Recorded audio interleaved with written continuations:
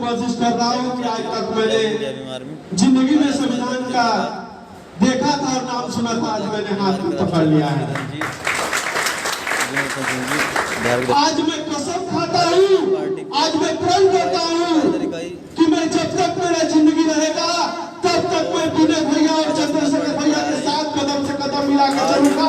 चाहे करोड़ों रुपया हो या चाहे कोई ऐसा पैसा नहीं बनेगा जो मुझे खरीद ले, चाहे मैं उसे दिख जाऊं, मैं पूरी जिंदगी भीम आर्मी और आजाद समाज पार्टी के साथ रहूंगा, ये मैं शपथ लेता हूं। साथियों, आज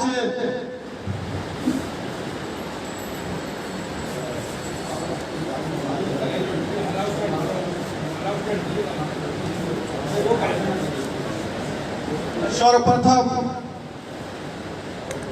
भीम आर्मी के राष्ट्रीय अध्यक्ष हमारे विनय रतन सिंह संविधान का प्रस्तावना पढ़कर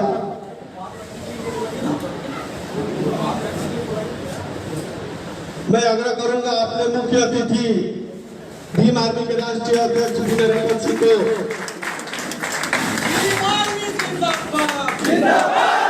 विनय भैया जिंदाबाद, विनय भैया आप संघर्ष करो, विनय भैया आप संघर्ष करो। और जैसे कि परंपरा है, हमारे माननीय चंद्रशेखर भैया हो या विनय भैया हो, जब भी अपनी बात रखते हैं तो संविधान की प्रस्तावना सबके सामने पढ़ते हैं ताकि हमारे साथ साथ सारे लोग पढ़ें और शपथ लें संविधान का। तो मैं अपने महासचिव अमर ज्योति जी से निवेदन करता हूँ कि वो संविधान की प्रस्तावना पढ़ें भीम आर्मी के सभा। आप लोग पीछे पीछे बोलिएगा, ठीक है?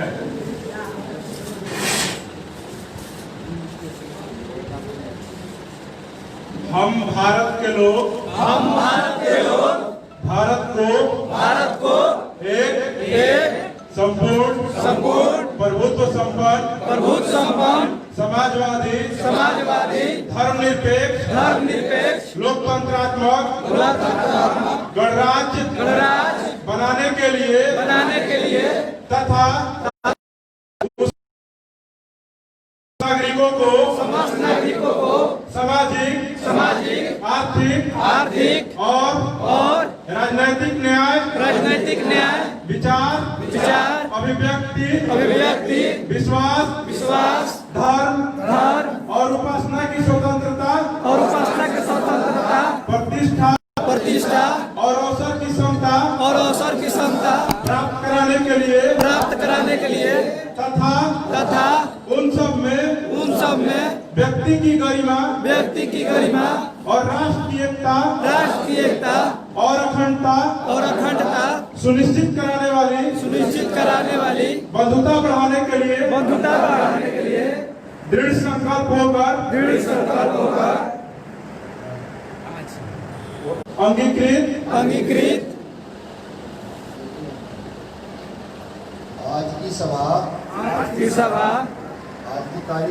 आज की तारीख से हम प्रण लेते हैं कि भारत की एकता अखंडता बनाएंगे, देश में हो रहे शोषण के खिलाफ पूरी मजबूती से आवाज उठाएंगे।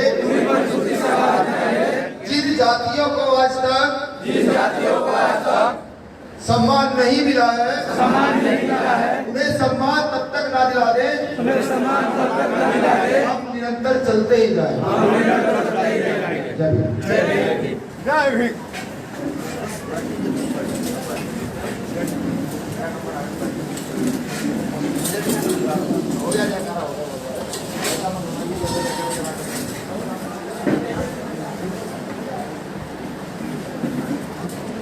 सभी को मेरी ओर से क्रांति गाड़ी जाएगी।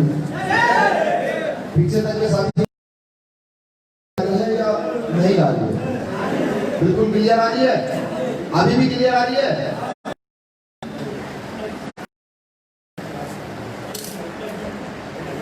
सबसे पहला नमन उस नदी को करता हूं जिस जमी से इस जमीन पर उतर कर ये पता लगा कि बिहार की धरती पर कभी भी नेता बनाए नहीं गए। बिहार की धरती ने हमेशा नेता पैदा किए। उस सफर में साथियों, बहुजन महापुरुषों को नमन करता हूँ। सबसे पहला नमन तथागत गौतम बुद्ध को करता हूँ। उनके साथ साथ उस सभी को भी नमन करता हूँ जो उनकी ज्ञान स्थली रही है। साथियों, गुरु रैदास जी, गुरु वाल्मीकि, संत कबीर, गुरु नानक देव, गुरु घासीदास जी, गुरु बिरसा मुंडा जी को नमन करता हूँ। और नमन करता हूँ उस राजा को जिसने नेपाल तक अपना राज किया, राजा श्रीदेश जी को। नमन करता हूँ बाबा चौहरमल को, जिसने अपनी तलवार की नोक से ये बताया कि हमारे खून में आज भी वही रंगत है जो शोषण के खिलाफ लड़ते हुए हमारे महापुरुषों में थी। मेरा नमन है साहू जी महाराज को, फूले साहब को, बैरियार साहब को, ललाई सिंह यादव साहब को, बिरसा मुंडा साहब को, साहब को, साहब को, माननीय गणपति ठाकुर साहब को, माननीय जगजीवन राम साहब को, या बिहार की सरजमीन पर जिस महापुरुष ने जन्म लिया, जिन्होंने एकता अखंडता की बात कही, जिन्होंने देश की व्यवस्था को परिवर्तन करने का काम किया, मैं उस प्रत्येक महापुरुष को नमन करता हूं। मेरा नमन है सरदार भगत सिंह को, मेरा नमन है अशफाकुल्लाह खान को, मेरा नमन है वीर अमीर को, मेरा नमन है डॉक्टर एपीजे अब्दुल कलाम को, मेरा नमन है जिसे पूरे विश्व में माउंटेन मैन के नाम से जाना जाता है। शोषण के खिलाफ बहुत मजबूती से लड़े रहे। बहुत सारे होंगे जिन्हें मैं नहीं जानता था, नहीं पढ़ पाया हूँ, लेकिन आज पता लगा अमर शहीद कपिल देव पासवान जी को, जिन्होंने शोषण के खिलाफ एक बड़ी लड़ाई लड़ी, खून की लड़ाई लड़ी होगी, लेकिन वो हम लोगों के लिए, गरीबों के लिए थी। साथियों, अब मैं अपनी बात शुरू कर दूं। अभी बहुत सारे लोगों ने बहुत सारे जयकारे मेरे नाम के, वैष्णव सेवा गांधी के नाम के, हमारे प्रधान जी ने, सबने बहुत जयकारे लगाए, सबके नाम लिए, बहुत अच्छा लगा, खुशी मिली। वो लोग भारत में बहुत सारे पाए जाते होंगे जो लोग सिर्फ बड़ाइयाँ करते हैं, लेकिन बीमारी के लोग वो लोग हैं जो अपना निकम्मापन दर्शाते हैं कि कितने निकम्मे हैं। देश की आजादी से पहले भारत में मनु का संविधान था। जाति व्यवस्था छोड़िए, वर्ण व्यवस्था लागू थी। वर्ण व्यवस्था के बाद जाति व्यवस्था लागू थी। ऊंच नीच की बड़ी भावना थी। लगातार ना जाने कितने बलात्कार हुए होंगे, कितनी हत्याएं हुई होंगी, कितने सूरवीरों को सूली पर चढ़ाया गया होगा, इसकी कोई गिनती नहीं बात नहीं हो सकती। इतने बड़े शोषण के बाद एक महापुरुष निकला जिसका नाम था डॉक्टर बाबा साहब बी आर अम्बेडकर, और उस इतने वर्ष की गुलामी के बाद, मनु के संविधान में आग लगाने के बाद, अपने जूतों से कुचलने के बाद एक संविधान आपको देकर के गए, इसका नाम भारतीय संविधान है। संविधान हमें मिला, हम फिर भी गुलाम रहे, धीरे धीरे आगे की ओर बढ़े। राजनीति में बाहर बहुत सारे लोग गए, सब लोग चाटुकारिता में फंसते रहे। कभी किसी ने एकता अखंडता की बात तो की, लेकिन उसको स्थापित कैसे किया जाए ये कभी किसी ने जो बात नहीं की। फिर एक और महापुरुष का जन्म हुआ जिनका नाम था मान्यवर काशीराम साहब।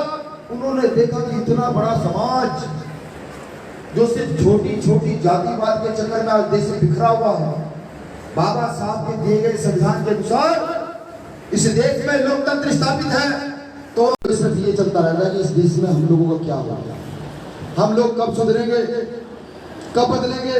जैसे भी बताया गया है कि बिहार में संतोष शर्मा और विक्रम की हत्या हुई है, पुलिस ने पीट कर। अब हम करेंगे, फिर उनका होने देखेंगे, फिर सोचेंगे कि आंदोलन करना है नहीं करना। बेगूसराय की घटना है, एक घटना गोपालगंज की है। जेपी यादव नाम के व्यक्ति के परिवार को खत्म कर दिया जाता। एक घटना भी मैंने बताया कि मुजफ्फरपुर की है, 8 साल की बेटी का 2 लोग रेप करते हैं। इससे पहले मैं एक चीज और क्लियर कर दूं, भीम आर्मी भारत जनता मिशन का एक भी कार्यकर्ता किसी भी बलात्कारी के पक्ष में नहीं है। वो बलात्कारी चाहे मेरा सगा भाई क्यों ना हो। आपसे सगाई वाजिब ना हो, उस बलात्कारी के साथ वही व्यवहार हम करेंगे जो प्रत्येक बलात्कारी के साथ किया जाता है। भारत में प्रत्येक महिला भीम आर्मी के प्रत्येक कार्यकर्ता की आदरणीय है, वो महिला किसी की भी क्यों ना हो, ये बात हमें बाबा साहब बता रहे। मुजफ्फरपुर में 8 साल की बेटी का बलात्कार होता है, सिर्फ बलात्कार नहीं होता, बलात्कार होने के बाद उसको इतना तेजाब डाल दिया जाता है कि उसकी आंखें वाँखें सब भाट बन जाती है, चेहरे का बना लगता है। इतना ही नहीं, मेडिकल रिपोर्ट आती है, मेडिकल रिपोर्ट में कहा जाता है ये लड़की डूबने से मरी है। इतना अन्याय अत्याचार, और हम आज तक बेशरम बने हुए हैं, हम सुधरने के लिए तैयार नहीं। हम में क्या सुधार होना चाहिए, ये सबसे बड़ा क्वेश्चन है कि हम लोगों में सब में क्या सुधार होना चाहिए। बीजेपी का आईटी सेल महीने में कई सौ करोड़ खर्च करता है, कांग्रेस का आईटी सेल खर्च करता है, लेकिन आज बीजेपी आरएसएस का आईटी सेल इतना स्ट्रॉन्ग है कि सिर्फ अभी 2 मशीन चलाएगा। कि उत्तराखंड के प्रदेश अध्यक्ष ने घुस करके बिहार में मौलाना साहब को गाली दे दिए है, तो उत्तराखंड के प्रदेश अध्यक्ष को सब लोग ढूंढते फिरेंगे, कहां गया प्रदेश अध्यक्ष। जब पता लगेगा वो तो दलित है, तो फिर यहाँ के दलित प्रशासन नहीं, उत्तराखंड का प्रदेश अध्यक्ष हम लोग इतना दिमाग नहीं लगाएंगे कि ये मैसेज डालने वाला कौन है। सिर्फ फेसबुक चलाना जानते हैं, फेसबुक पर जो गलत चीजें अपलोड होती है उन्हें देखना नहीं जानते। ये संविधान भीम आर्मी के लोगों के अकेले के लिए नहीं बना, या किसी विशेष व्यक्ति के लिए नहीं बना। प्रण दे लीजिए कि जब बिहार में कोई जाति है वो लेकर के कुछ लिखेगा तो कोई भी व्यक्ति जाकर उसकी रिपोर्ट दर्ज कराएगा। ये अधिकार हमें संविधान देता है, कराइए रिपोर्ट दर्ज। हम देखते हैं जाति आंकड़े क्यों नहीं टूटता, हम देखते हैं मनु का संविधान ज्यादा पावरफुल है या हमारे बाप का दिया संविधान पड़ेगा। अभी झारखंड में तबरेज अंसारी को मार दिया जाता है, पीट पीट कर मार दिया जाता है। देश में संविधान होने के बावजूद मनु का कानून लागू किया जाता है, उस मनु के कानून के अनुसार तबरेज अंसारी एक शूद्र था जिसको सजा दी गई। हमें सोचना पड़ेगा कि ऐसा क्यों है। अभी 100 ग्राम मीट के लिए अखलाक को कूट कूट कर मार दिया जाता है, ये हमें सोचना पड़ेगा कि ऐसा क्यों है। आज हमारे साथ एक शख्सियत नहीं आए, दिल्ली के प्रदेश अध्यक्ष माननीय मानसू वाल्मीकि जी, जब दिल्ली का दंगा हुआ तो उस शख्स ने उस दंगे में खुली घोषणा की कि कोई भी वाल्मीकि समाज का व्यक्ति का संबंध इस दंगे से नहीं है, ना ही हम इस दंगे में जाएंगे। दिल्ली की आधी से ज्यादा आबादी जो अगर दंगे में उतरती तो तहस नहस कर देती, उनका कोई भी व्यक्ति दंगे में नहीं गया।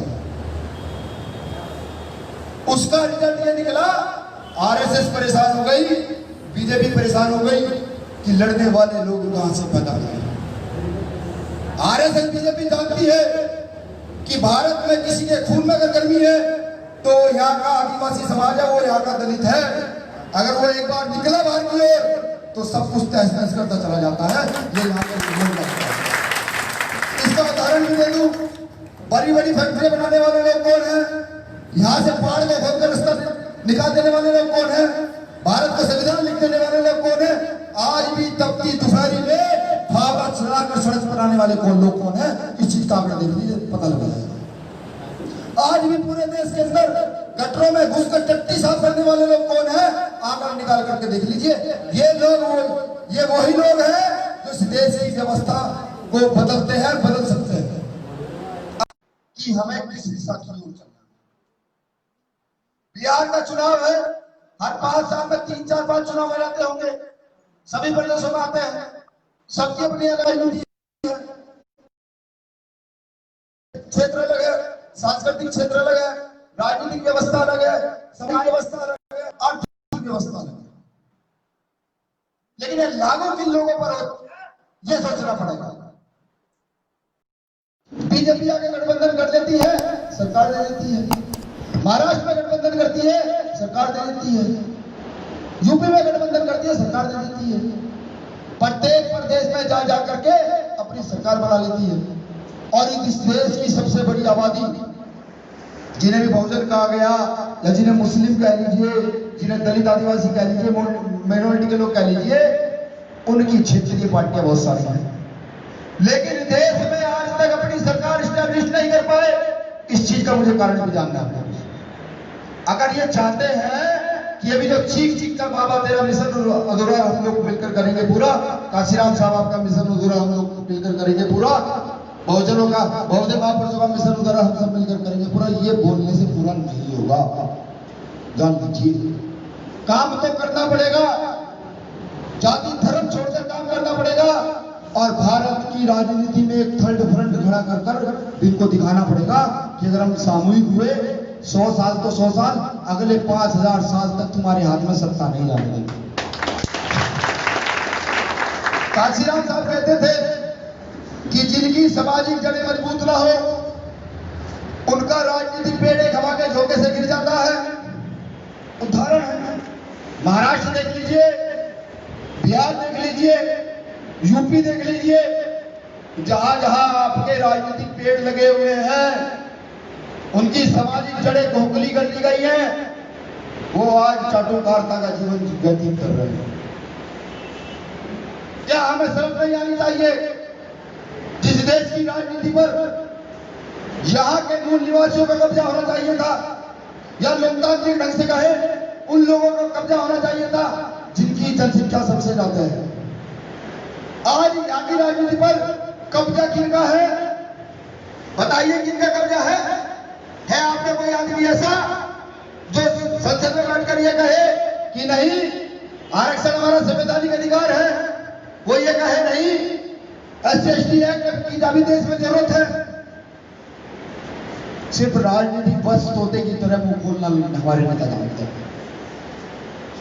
अभी चीख चीख कर पार्टी का नाम लिया गया। मैं दावे से कहता हूं, पूरे प्रण से कहता हूं, पूरी इच्छा से कहता हूं, ये जो आजाद समाज पार्टी है ये सही मायने में पार्टी नहीं है। अगर इसको लोग पार्टी समझते हैं तो मेरे साथी छोड़ दे साथ हमारा, नहीं जरूरत है ऐसे किसी व्यक्ति की। जो लोग इसको मिशन समझते होंगे वो आए और कंधे से कंधा मिलाकर खड़े हो और इस देश की राजनीति को फाइट करने का काम करें। तुम्हारे जयकारों से मुझे नेता नहीं बनना, मुझे ऐसी कुर्सियों का लालच नहीं है। ऐसी कुर्सी का लालच होता तो उत्तर प्रदेश में किसी भी सीट से विधायक बन करके थोड़ी दलाली कर करके चाटुकारिता कर करके आराम से खुद का पेट बड़ा करके एसी की कुर्सी पर चढ़ा होकर बैठता। ये वो लालच नहीं है।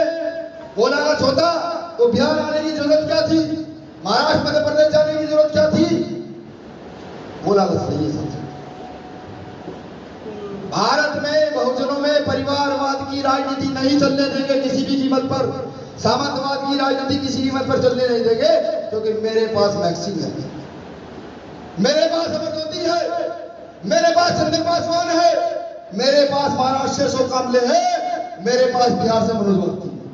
ये वो लोग हैं जो जमीन पर चल करके खाक छानते हैं, और जब इनको पता लगता है कि यहाँ की मिट्टी दोमट है या काली मिट्टी है, इस मिट्टी में खेती कैसी होगी, तो ये बीज उस पर डालने का काम है। मेरे पास तो ये कहता है कि तुम हमारे बिना काम नहीं कर सकते, ये भ्रम पैदा हो गया है सबको। किसी नेता का पीछे कमर पर हाथ ना होने के बावजूद, किसी पूंजीपति का कमर पर हाथ ना होने के बावजूद, 10-10 किलोमीटर मोटरसाइकिल पैसे के भाव में खर्चने के बावजूद आज बिहार के अंदर खड़े हैं। बिहार की राजनीति का कोई भी लीडर अगर ये कह दे सन 2015 के बाद जब से पार्टी बनी है, 3 महीने पार्टी बने हुए हैं, 4 महीने, और अभी लॉकडाउन में 3 महीने गुजारे हैं, मुश्किल से प्रचार के लिए 5 से 7 या 10 दिन लगे होंगे। भारत की राजनीति का कोई भी व्यक्ति ये कह दे कि मैं आजाद समाज पार्टी का नाम नहीं जानता, तो यहां से पूरी टीम वापस ले जाऊंगा। बिहार के चुनाव से ये काम है जो ऐसे जुनून है, ये बाबा साहब का दिया जुनून है, क्योंकि जानते हैं जब तक जवान है इस खून में गर्मी रहेगी, इस गर्मी का जितना यूज करना है तो कर दो, ये करना पड़ेगा। ये जो बुजुर्ग बैठे हुए हैं, अब आप सोच रहे होंगे कच्ची आए, इनमें से किसी का नाम नहीं दिया, आए और डायरेक्ट अपनी कथा स्टार्ट कर दी। कारण है इस चीज का कि तुमने आपने इन लोगों को रवाना किया है, इन लोगों को छूट दे दी है। बुजुर्गों के हाथ पकड़कर कहिए कि तुम कैडर जानते हो तो हमें इस कैडर सिखाने का काम करो, तो फिर मैं तुम सबका भी नाम लूंगा। ये करना पड़ेगा। अगर इतिहास नहीं सीखोगे, संविधान नहीं सीखोगे, नहीं जानोगे तुम्हारे राजा कौन कौन थे, तो इस अधिकार के जीवन में ही पड़े रहोगे। शर्त यह नहीं है कि मैं मजदूरी करता हूं, शर्त यह नहीं है कि मैं सरकारी नौकरी करता हूं, शर्त यह है कि मैं मिशन के लिए टाइम कितना लेता हूं। मजदूरी करने वाला व्यक्ति भी 8 घंटे भागना चला रहा है, सरकारी नौकरी करने वाला व्यक्ति भी 8 घंटे ड्यूटी दे रहा है। जिसकी इच्छा है मिशन में काम करने की, तो वो आधा घंटा सुबह, आधा घंटा शाम मिशन के लिए भी दे सकता है। हमें क्षेत्रवाद की राजनीति को ठोकर मारनी होगी।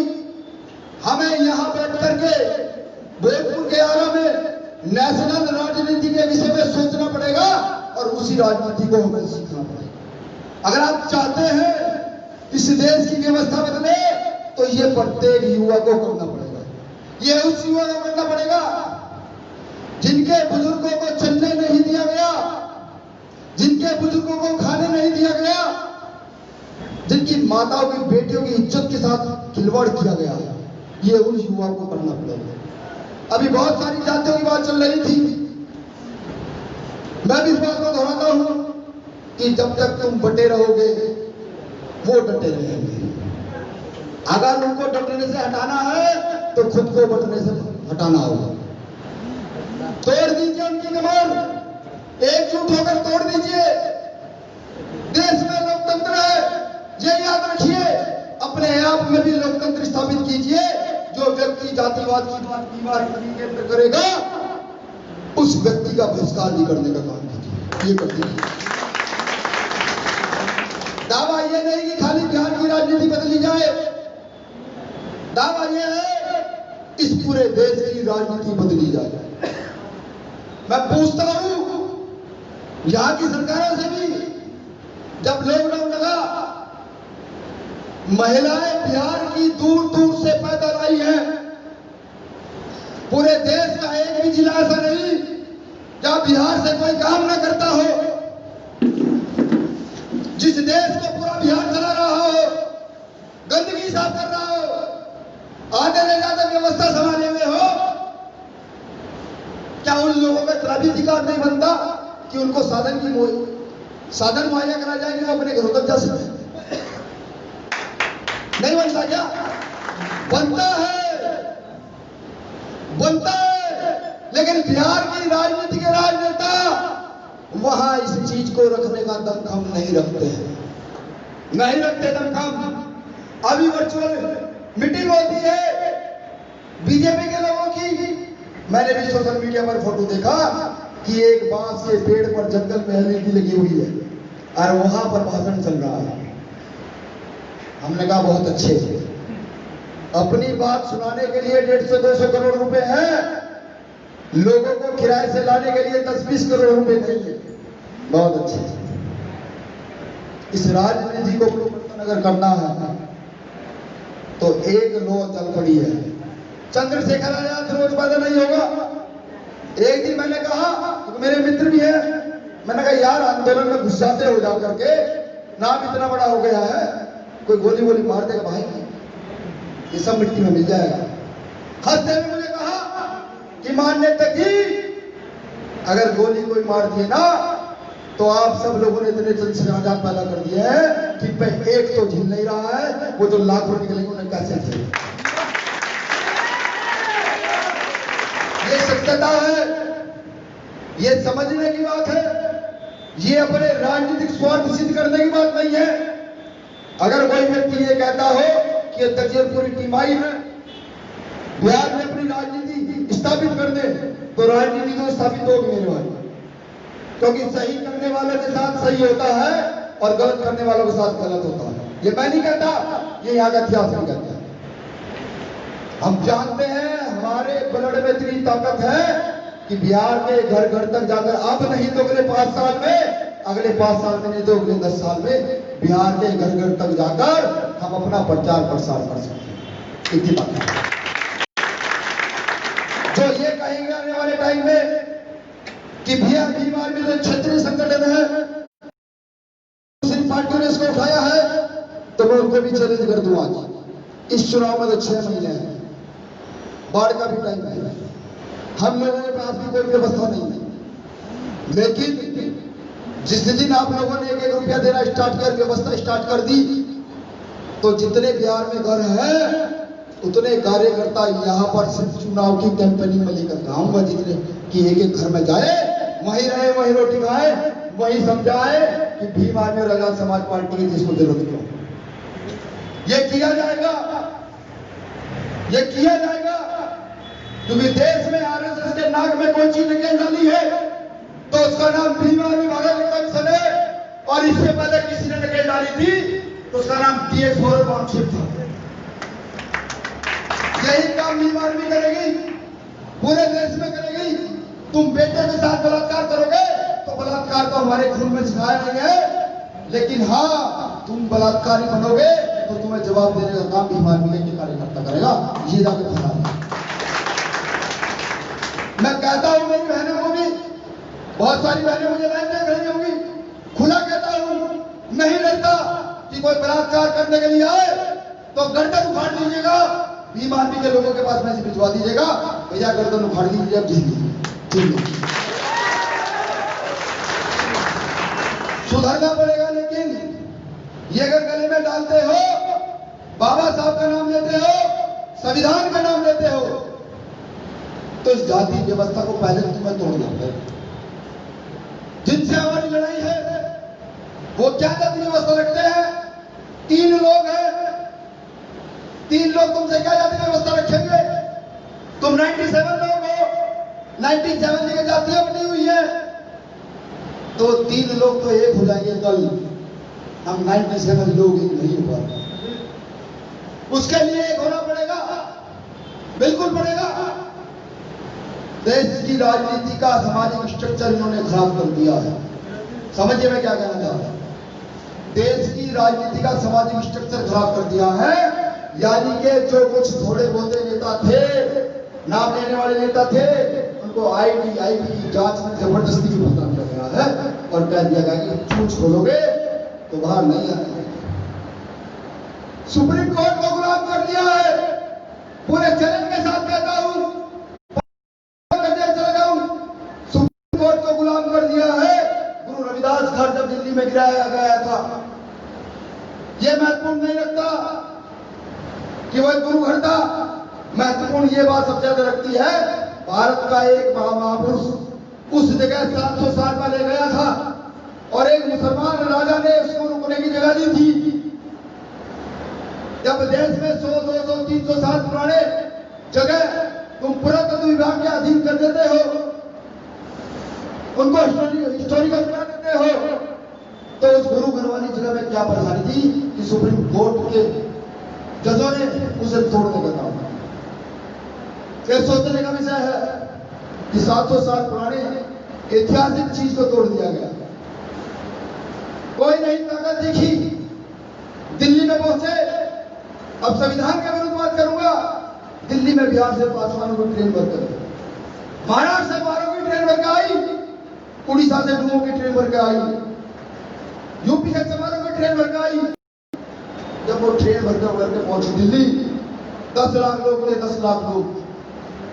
मैं नहीं कह रहा, जो लोग भीड़ का आकलन लगाते हैं, सरकारी आकलन, उस व्यक्ति ने मुझे कहा भैया 10 लाख लोग थे, 10 लाख लोग का दिल्ली गवर्नमेंट के पास आ रहा है, 10 लाख लोग आए। ये सरकार हिली, आरएसएस के दिमाग पर देखा, आरएसएस का दिमाग खराब हुआ। और जो काम हम इतने दिन से 70 साल से लगातार इनको धीरे धीरे धीरे धीरे करके फिर द्वारा बांट दिए थे, वो एक इनके महापुरुष ने फिर इकट्ठा करने का काम किया।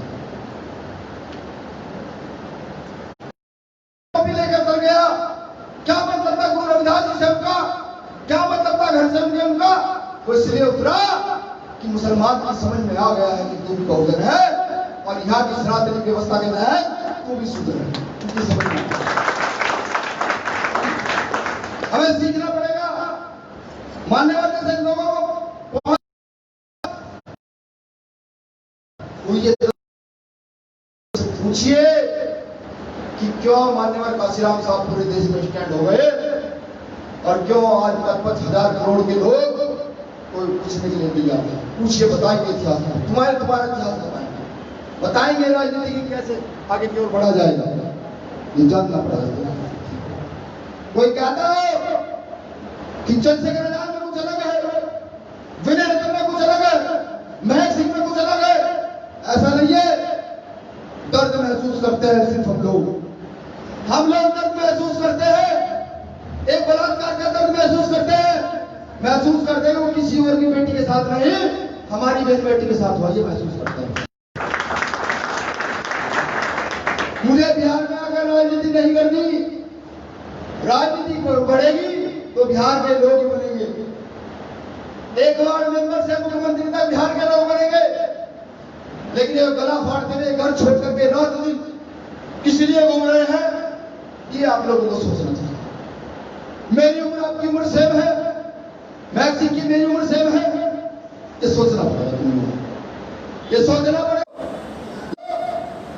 कि ये लोग क्यों धक्के खाते फिर रहे हैं, क्यों बार बार एक जगह छोड़ने की कोशिश करते हुए फिर रहे हैं।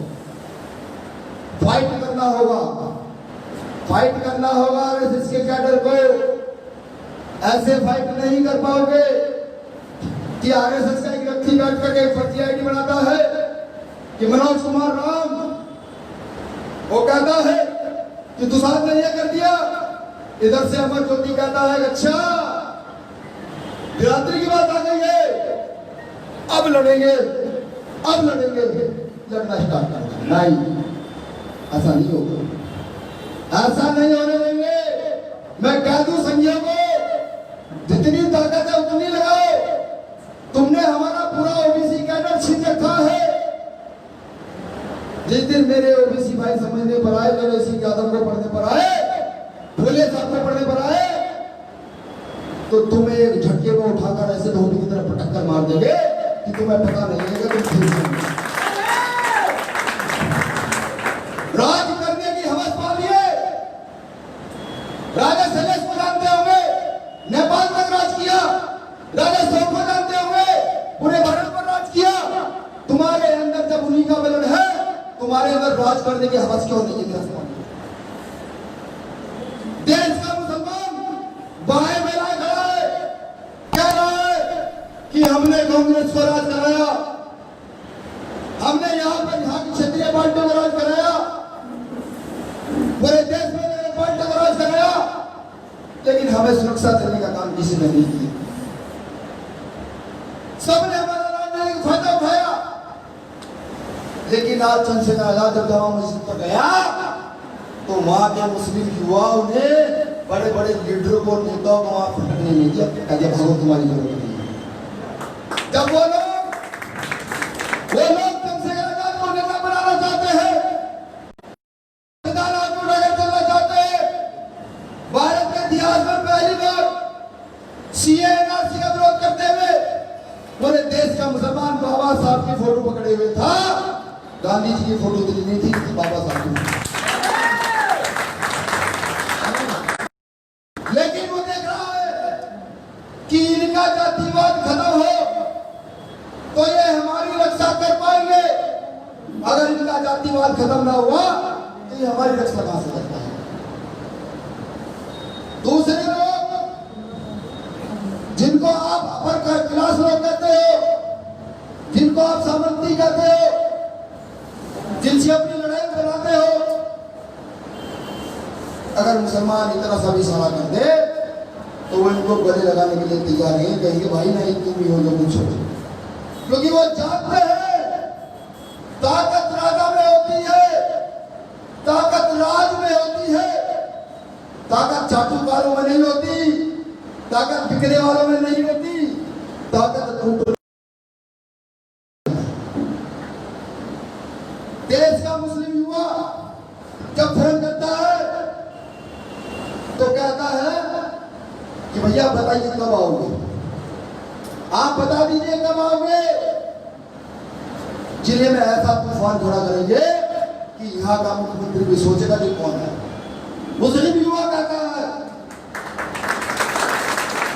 तो यहाँ के दलित आदिवासी को सोचना पड़ेगा, यहाँ के बैकवर्ड को सोचना पड़ेगा कि वो क्षेत्रीय की ओर भागेगा या एक नेशनल लेवल की चीज खड़ी करने की ओर। हम वो काम करेंगे जिससे देश से बीजेपी को खत्म कर सके, ड्रग कर सके, बिना कर सके, आरएसएस की ताकत, राजनीतिक ताकत तोड़ सके। हमें वो काम करना है। अगर अभी भी हम वो काम नहीं किए, उत्तर प्रदेश के अंदर डेली दलितों को ईंटों से कूट कूट कर मारा जा रहा है, डेली उनकी बेटों के साथ छेड़छाड़ बलात्कार हो रहे हैं, डेली जमीन को लेकर के विवाद हो रहे हैं, उन्हीं को पीटा विचारों को जा रहा है, वो थाने जा रहे हैं, पुलिस भी डंडा बजा करके जेल भेज रही है, कह रही है तुम लोग आंदोलन कर रहे हैं। नहीं है उस समाज को सोने का अधिकार, नहीं है उस समाज को खाने का अधिकार। जिस समाज की स्थिति पूरे भारत में ये हो, दर्द महसूस कीजिए, समय निकालिए, सोचिए क्या करना है। अगर नहीं सोचेंगे आदमी साथियों, ये जो नस्ल यहाँ बैठी हुई है, ये तो गुलामी झेल नहीं पाएगी। मनुस्मृति लागू कर दो, ये नहीं झेल पाएगी, ये कट के मर जाएगी, गुलामी नहीं झेलेगी। लेकिन अगली नस्ल का तो सोचना पड़ेगा। इन्होंने अपना पूरा जीवन दिया, इसलिए दिया कि आने वाली नस्ल मजबूत पैदा हो। इन्होंने जो अपना समय दिया, उसका बीज हम लोग हैं, हम लोग खड़े हैं, आप लोग। हम इन्हें बताएंगे कि जो आपने काम किया था,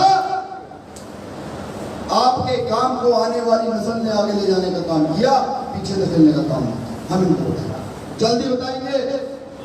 और अगर हमें कोई ये कहता हो कि जो सपना आप देखे हो ये पूरा नहीं होगा, तो ये भी तय है। बाबा साहब का आशीर्वाद है, तथागत बुद्ध का आशीर्वाद है, बहुजन महापुरुषों का आशीर्वाद है और करोड़ों माओ बहनों का आशीर्वाद है। ये सपना पूरा करेंगे। अगले 10 साल में सपना पूरा करके दिखाएंगे कि सपना पूरा कैसे होता है। बीमारी में मरने वालों की कमी नहीं है। अभी मध्य प्रदेश में एक साथी को गोली मार दी गई, बेगूसराय में 2 साथियों को मार दिया गया, नागपुर में एक साथी को गोली मार दी गई। अभी आगरा जिले में कुछ साथियों पर गोलियां चली है। भीम आर्मी में मरने वालों की कमी नहीं है। पहले क्या व्यवस्था थी? हमारे घर की माँ ये कहती थी कि बेटा आंदोलन में मत जाना, जेल चला जाए।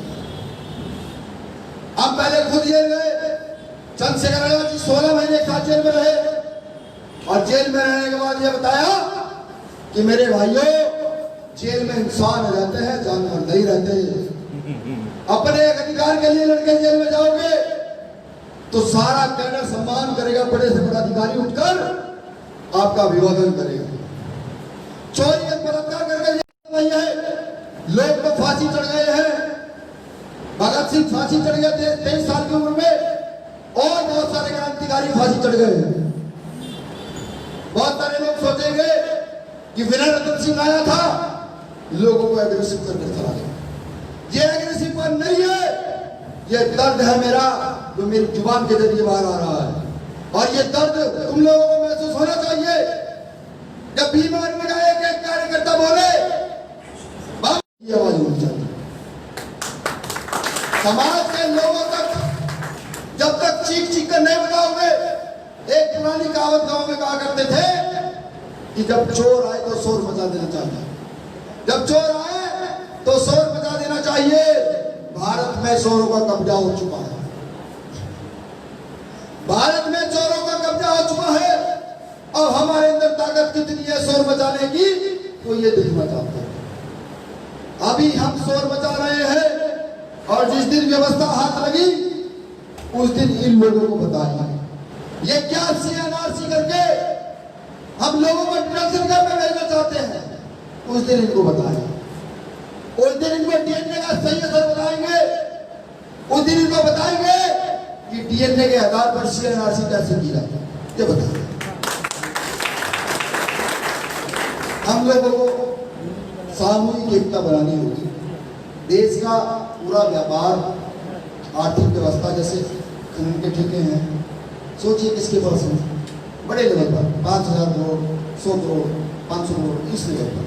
कोयले के ठेके किनके पास है? पेट्रोलियम का ठेका किसके पास है? मैग्नीशियम का ठेका किसके पास है? सोचने का विषय है। आपके लोगों के पास नहीं है। होंगे लालू जी मंत्री, होंगे नीतीश जी भी मुख्यमंत्री, होंगे बहन जी भी बहुत बड़ी, होंगे पासवान जी भी बहुत बड़े, ठेके नहीं है। वो जानते हैं ना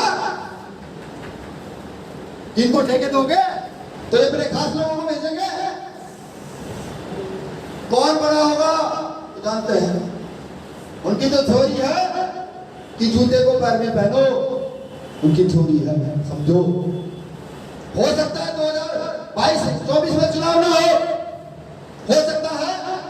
वो कह दे कि देश दिवालिया है, लॉकडाउन में सारी व्यवस्था खत्म हो गई है भी हकीकत। क्या कर दोगे भाई? है कुछ इलाज करने का? नहीं।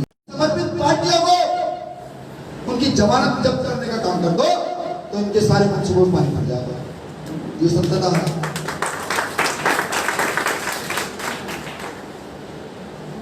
अब हमें सोचना होगा कि बिहार के इतने सारे लोग बाहर से बिहार आने के लिए क्यों तड़प रहे हैं? ये तो सबने देखा, उन पर भी शौक हो रहा है। मैंने भी पूरी टीम का नंबर इशू किए। उत्तराखंड में मैक्स, दिल्ली में हिमांशु वाल्मीकि, प्रत्येक प्रदेश में एकदम लिस्ट जारी हो गई कि जिस पर खाने की व्यवस्था नहीं थी हमारे लोग, हमारे क्या अपने लोगों के लिए हम खाने की व्यवस्था रात को 2 बजे लेकर के गए। और RSS ने 3 घंटे का कार्यक्रम दिखाया था टीवी पर कि हम पूरे देश में खाना बांटा। हमें सोचना होगा कि बिहार के इतने सारे लोग, पढ़े लिखे लोग जो बाहर काम कर रहे हैं, उसका कारण क्या है? उसका कारण है भूख, उसका कारण है बेरोजगारी।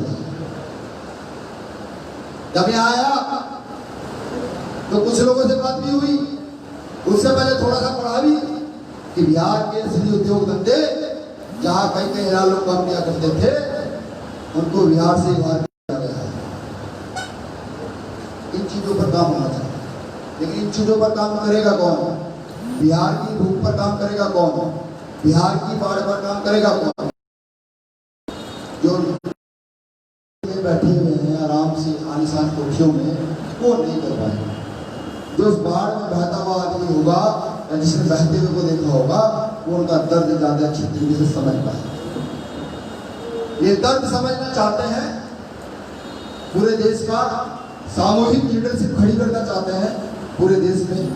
भीम आर्मी एक फैक्ट्री है नेताओं को प्रोडक्ट करने की, नेताओं को बनाने की। बीजेपी में तो लोग जाते होंगे आतंकवादी जाओ और देशभक्त निकल आओ। भीम आर्मी में जो लोग आएंगे वो सिंपल व्यक्ति बनकर आएंगे और यहाँ से बड़े बड़े नेता निकलकर बनकर जाएंगे। एक कलेक्टिव लीडरशिप खड़ी करने में साथ दे दीजिए। इस देश की व्यवस्था को कैसे बदलते हैं ये भी देखिए। इस देश की व्यवस्था को चलाने के लिए कोई सबसे महत्वपूर्ण व्यक्ति है तो उनका नाम डॉक्टर बाबा साहब बी आर अम्बेडकर है। उनके लिखे अनुसार अगर इस देश की व्यवस्था चली, जो बीजेपी ठिकरा फोड़ती है ना देशभक्ति का, वो आप लोग कर जाओगे। 5 से 10 साल के अंदर भारत को विश्व गुरु बना के चले जाओगे, 100% चले जाओगे। लेकिन उसके लिए आप लोगों का नींद से उठना जरूरी है। प्रण ले लीजिए। संविधान की प्रस्तावना इसलिए पढ़ाई गई है कि आप लोग प्रण ले कि हम विद्या प्रतिदिन 1 घंटा सामाजिक मूवमेंट में देंगे, ज्यादा से ज्यादा लोगों तक पहुंचेंगे। भीम आर्मी द्वारा किए जा रहे कार्यों को उनको बताने का काम करेंगे। जैसे अभी अमर ज्योति ने पूरी बात बताई, हम 200 लोग थे, 200 लोग को जानकारी मिली ना, मिली या नहीं मिली? यही काम हमें करना है कि जब अमर ज्योति उस पर कुछ लिखे ट्विटर पर, फेसबुक पर, तो उसको पढ़े, फिर एनालिसिस करें, नेट पर ढूंढे, लगे सही है तो गली मोहल्लों में खड़े होकर उसकी बात करेगी सरकार ऐसा करेगी, तभी ये देश भारत माता की जय, जय श्री राम कहने से नहीं बदलेगा। ये देश आपके समर्पण और काम करने से बदलेगा, दिल के अंदर देशभक्ति रखने से बदलेगा, सड़क पर देशभक्ति दिखाने से नहीं बदलेगा। क्योंकि हम बाबा साहब के लोग हैं, संवैधानिक व्यवस्था में काम करते हैं। तो संविधान मुझे अधिकार देता है कि अगर कोई मुझे गोली मारने आता हो तो मैं व्यवहार के अनुसार कुछ भी कर सकता हूँ। इसलिए मैं ये बार बार कहता हूँ कि अभी तक पूरे देश में भी चीज चल रही है। साथियों, हम तो फकीरी भी जान रखते हैं।